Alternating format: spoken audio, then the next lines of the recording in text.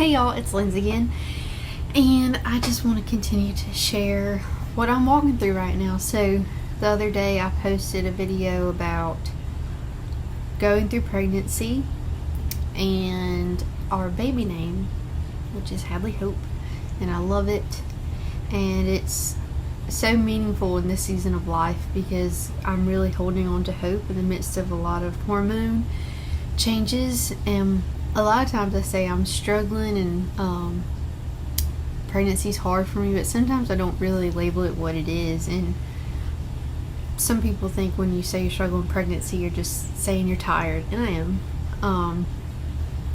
Or I don't know, you might be going through nausea and all that stuff, but for me the hardest battle is honestly not that part of it. It's the mental, it's the depression, and I would say a little bit anxiety, but more so depression.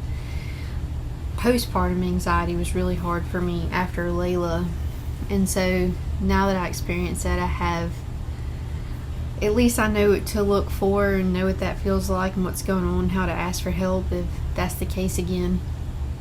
But these are very real things that, until we go through them, seem a little maybe weird, or they're just hard to understand. It's like, what even is that? Like, I've never experienced that before. But for some of us, it's been all too prevalent in our life for whatever different reasons. And when I look back on my journey, I remember,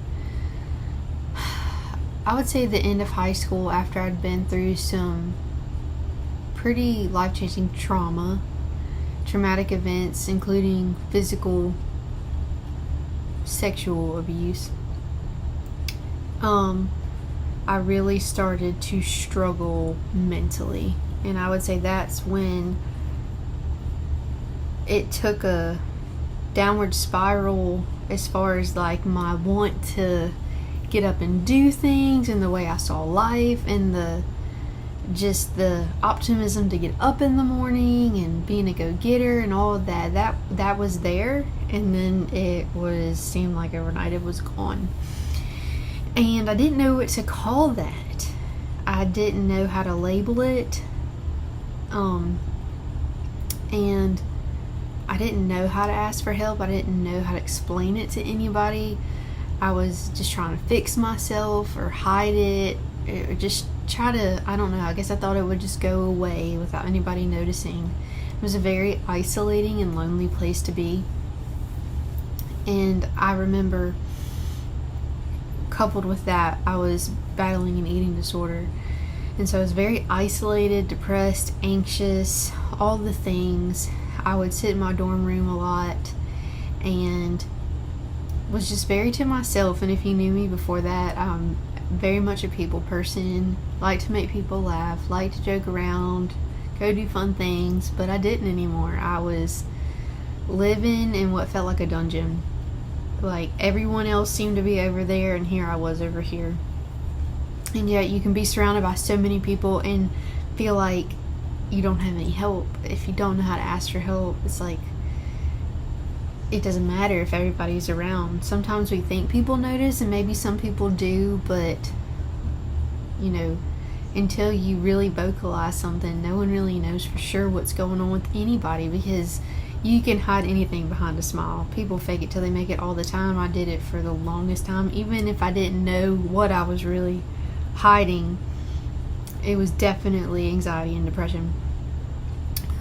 I was living very fear-based. I didn't know God's love for me. I didn't know His grace for me and His peace for me, and that He was with me. And so living apart from God is a scary place to live. And it's not a wonder that I was struggling with all these things. And let's see, eventually, when I was 27 years old and met my now husband, I think it was the first time I felt like I was in a safe enough place to say, I need to heal and I need medication. And I remember we were in the car one day and I just started crying, and I was like, I need to take depression medicine.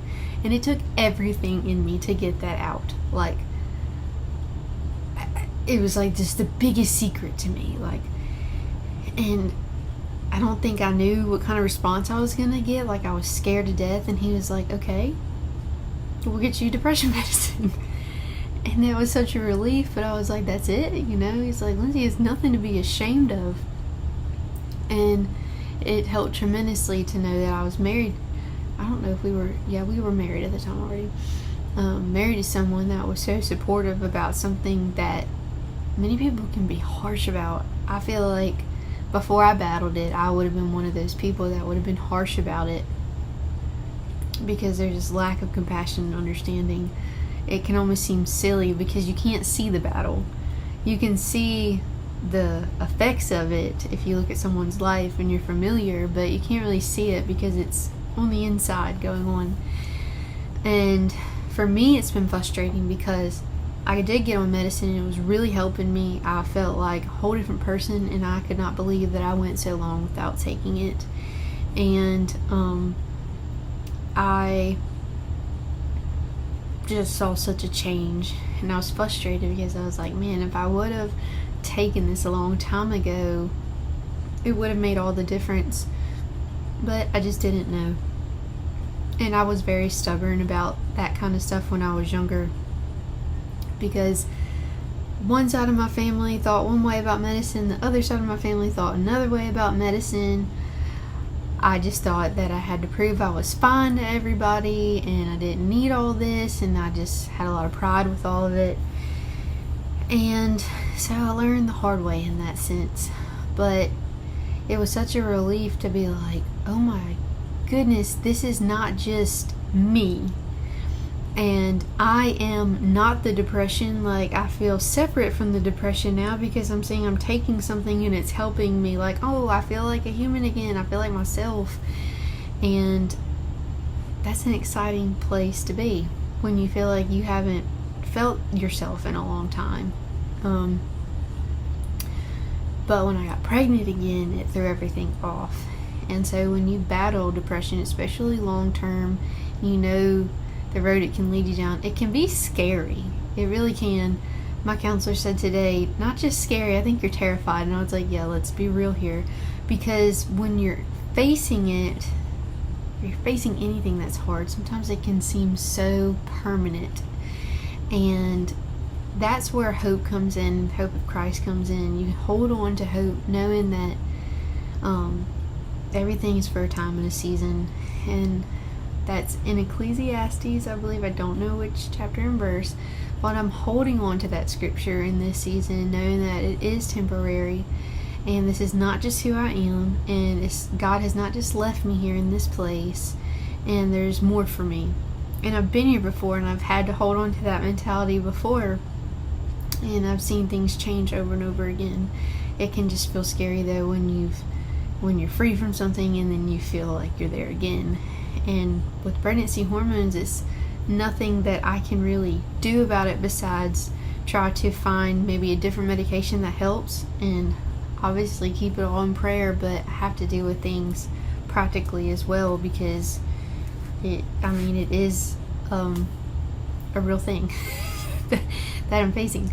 So I'll take whatever help I can get, because at this point in life, I don't care. Like, if it's going to help me, then I will humble myself and ask for it. So I want to be the best I can be for myself, for God, for my family, and my friends. And it's not fun to live isolated and depressed, and that is the tendency of anybody who's depressed, is to isolate. So I'm having to work extra hard just not to do that, because you just don't feel good. Like, you might not even feel like getting up and doing anything. And so you have to give yourself credit for pushing through it and living, and giving yourself a sticker anytime you do anything that took more brain power than it would someone without depression. Not going through these battles. And I might even make myself a sticker chart if that helps me keep up with things, because I like stickers. I don't care, that's childish. I saw stickers today in the store and I have a bunch here, and I was like, yes, I am going to do that. So today I felt like, after I went to counseling and I opened up to my husband and my mother-in-law and just kind of put it out there to some friends directly, like, look, I am I'm facing this, and initially it's like good to hear someone else recognize like you're depressed, and it's like, okay, yeah, like I am. But then also to know that like that's not all I am, and make sure I'm not identifying in that, because identifying in it, like if I'm just a depressed person, then that's can be really depressing, and that in itself can make you feel stuck. You don't want to identify with it. That's been a huge aspect of it for me. Like, so there's still Lindsay here, even though it might feel like she's lost and going somewhere else. And yeah, so I am holding on to hope, and I'm going to do my best to do what helps me and not let this thing win, and just be a voice to encourage others too, because listen, it's like pregnancy is different for everybody, and it's nothing to be ashamed of, feel guilty about. In fact, like, at least I know that like my hormones are functioning, and the baby's alive and making me nauseous and all these things. So that's a good takeaway from it. So keeping community close and handling it better than I have in the past, and knowing that I like have a brighter future, and tomorrow's a new day. And even when you feel like you're kind of battling to do just like day-to-day things that you think should be easy and no-brainers, look, if it's where you're at, it's where you're at, and you hold God's hand and you get through it with him, and just see the beauty that he can do with it. So that's about it. I just wanted to, I guess, come touch on that some more, because that's what is going on in my life. And yeah, so I'm really tired, and I cried a lot today in counseling because I was just talking about a lot of things, which is really good. But when you're hormonal and you cry, it feels like it makes everything worse. It just, I don't know, it's like zaps you, like you get even more tired. So I am really ready to go to sleep, and I think it's like not even 8:30 yet, and I'm completely fine with that. So I'm probably gonna go eat some more poppy seed chicken, because I actually did cook dinner tonight, go me, and get ready for bed.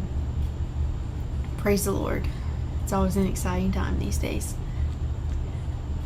See y'all next time.